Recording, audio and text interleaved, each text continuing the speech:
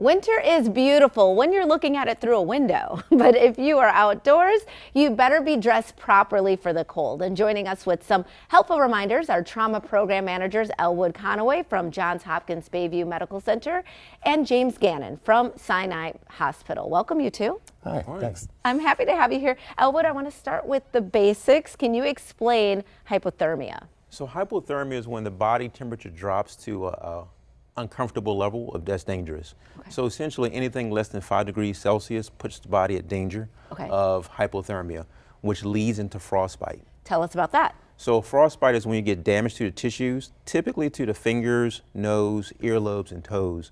Those are the most common areas for the most part that you'll actually get frostbite.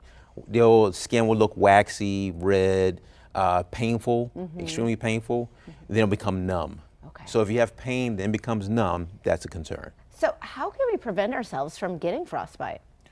Proper clothing. So proper clothing is one, but much like the summertime, looking at hydration, we tend in the winter not to drink water. Right. So hydration, much like the summertime, you take frequent breaks if you're outside, if you're working outside. You want to take frequent breaks. Again, anything less than 5 degrees Celsius, you take a longer break to get warm. Interesting. Yeah. Okay, I guess we don't think about the inverse of that. No. We just think about overheating, but not getting too cold. Exactly. All right, and then if you can explain too, like what we should be wearing to protect ourselves. Sure. So right now, I actually have multiple layers on. I have a undershirt here. I have some thermal pants on. Okay. I would also wear these kind of ski pants, if you will. Okay. And put these on. Yep. Thank you. You can see it zips up nice and tight. And then I have Layers upon layers upon layers. upon layers. Yes, indeed.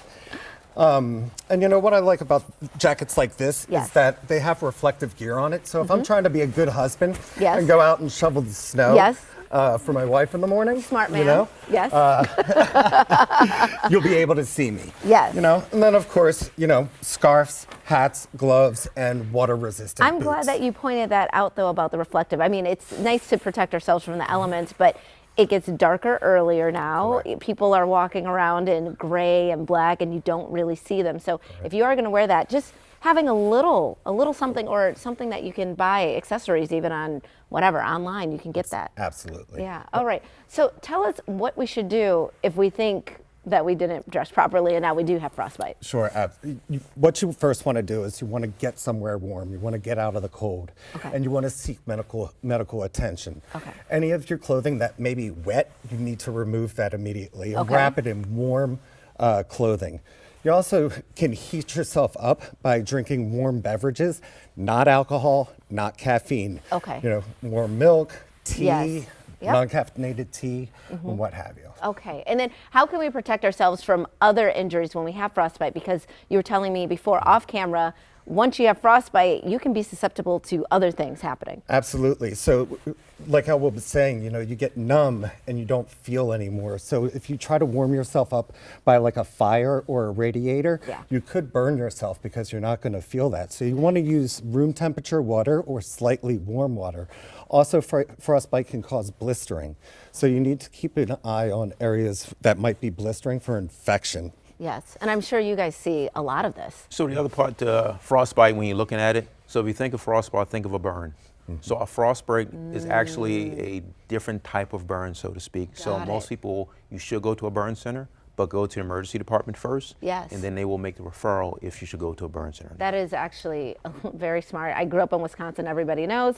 I have seen this from friends and family even. They will go out and they'll shovel, they won't realize it, and the next thing you know, they have a little bit of frostbite, but it becomes you have to treat it. It's a longer process once you have it, right? Yes. Okay, so can you remind our viewers about the wonderful work that TraumaNet is doing in Sure. our community? Yeah, so Maryland TraumaNet is the Maryland Trauma Center network. It's comprised of the Maryland Trauma Centers and Specialty Injury Centers.